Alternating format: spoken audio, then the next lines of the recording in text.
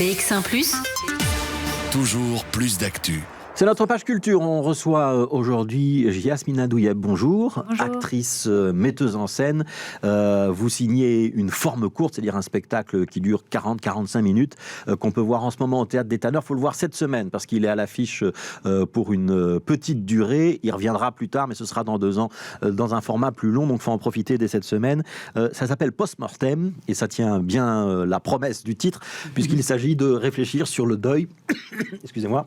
Il s'agit de réfléchir sur le deuil et sur la manière dont on peut vivre la disparition de quelqu'un de très proche. Pourquoi est-ce que vous avez voulu entrer dans cette démarche ? Parce que ma maman est décédée il y a 4 ans et que j'avais l'impression qu'il fallait que j'en fasse quelque chose, en tout cas que j'utilise mon langage artistique comme levier pour apprendre à vivre avec ça. Donc ça a vraiment mis du temps et à un moment ça m'est apparu comme évident que ça allait être une des manières. Vous dites apprendre à vivre avec ça. Dans la pièce, vous expliquez que vous n'avez peut-être pas pris le temps de faire le deuil, que vous n'avez pas eu le temps d'arrêt, le temps de réflexion. Il a fallu travailler plus longtemps. C'est aussi une des leçons qu'on va tirer de votre exercice. C'est qu'on n'est pas tous égaux, on ne travaille pas tous de la même manière le deuil. Oui, en fait, on peut comparer le deuil à une blessure, en fait. Donc, il y a une cicatrice qui va rester. Donc, certaines peaux cicatrisent mieux que d'autres. Parfois, on soigne pas bien la blessure au moment de l'impact. Et du coup, ça cicatrise pas bien. Ça continue de faire des douleurs. Enfin, voilà. Donc, je trouve que la métaphore est assez belle de la blessure qui va rester. Donc, il faut apprendre à vivre avec une cicatrice. Oui. Alors, c'est du théâtre, donc il y a évidemment un témoignage très personnel de votre part, mais vous avez aussi voulu le nourrir avec le témoignage d'autres expériences de deuil, donc soit des proches de votre famille, soit des gens qui n'avaient rien à voir et qui témoignent. Il y a 26 témoins au total qui sont cités. Certains, on va les entendre dans la pièce, parce que vous allez diffuser un extrait des entretiens que vous avez eus avec eux. Ce sont des longs entretiens. Vous êtes, il y a un côté un peu psy chez vous, non ? Oui, c'est vrai. En tout cas, je me suis dit en le faisant, les interviews, que ça ressemblait à ça. Après, c'est beaucoup plus émotionnel, etc. J'ai beaucoup moins de neutralité qu'un psy, bien sûr. Et puis, je suis pas là pour donner des conseils ou quoi que ce soit. Mais en tout cas, l'exercice d'écouter, de passer 1 heure, 1 heure et demie, parfois presque 2 heures à écouter des gens parler d'eux. Ça m'a fait un bien fou. Je pense que ça faisait du bien aux gens. Ça créait une connexion très particulière. Et ça permettait de me sentir faire partie d'une sorte de communauté. D'une communauté, ouais. Oui. Et pourtant, cette communauté, elle est très très large, parce qu'on va tous, à un moment ou un autre, être soumis au deuil. Je vous propose qu'on écoute quelques-uns de ces témoignages, une infime partie de ce matériel sonore que vous avez récolté. C'est mis en onde par Guillaume Istas. On retrouve certains de ces témoignages en petits morceaux dans le spectacle. Et puis, vous avez aussi voulu qu'il soit accessible pour le public. On en reparlera après. Non, je n'aime pas garder les objets de... Probablement parce que je suis probablement trop sensible. Si je le garde, je vais les toucher, je vais souffrir à travers ces objets. Je garde que le souvenir de la personne.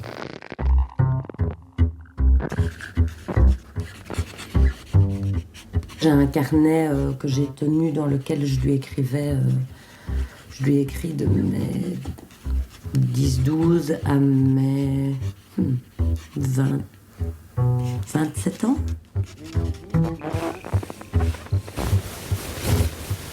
sa robe de mariée, la robe avec laquelle elle s'est mariée avec mon père. Un agenda, janvier, février, mars, avril, mai, juin, quelqu'un a l'été.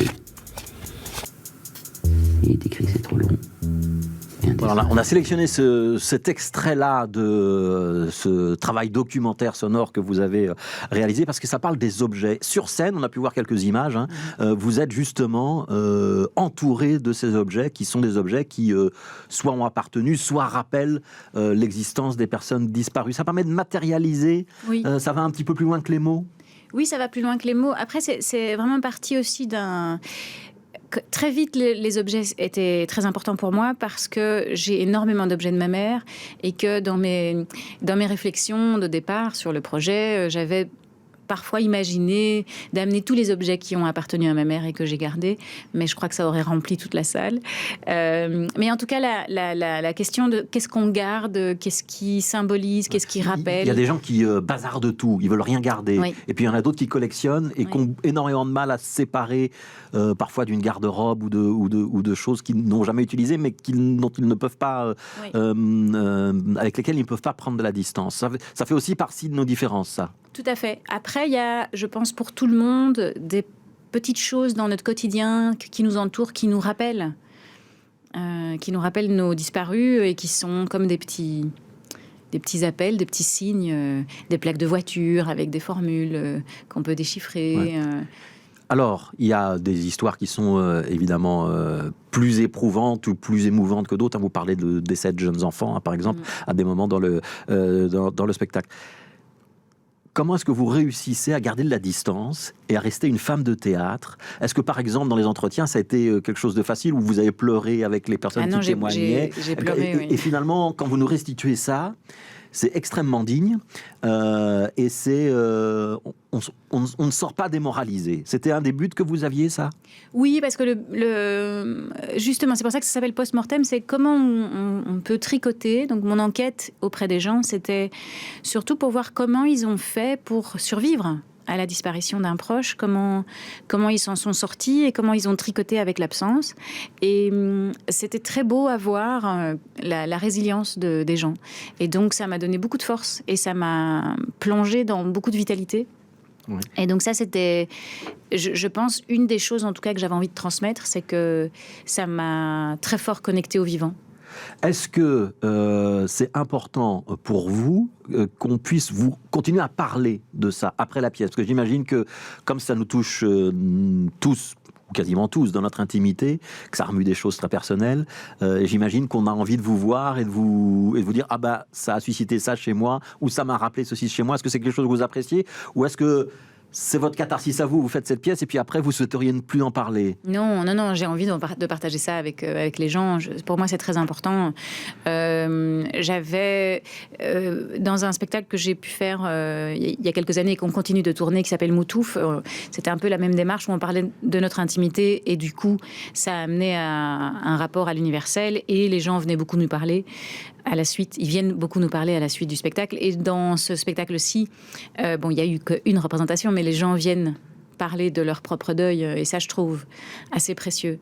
Alors, on l'a dit tout à l'heure qu'on a entendu un extrait de 4 capsules sonores. Il y en a 4, je pense. Ces capsules, on peut les entendre. On n'est pas obligé même d'aller voir la pièce. C'est mieux si on va la voir, mais on peut les entendre pour l'instant au rez-de-chaussée du Théâtre des Tanneurs, au fond de la salle du restaurant. Il y a une petite installation.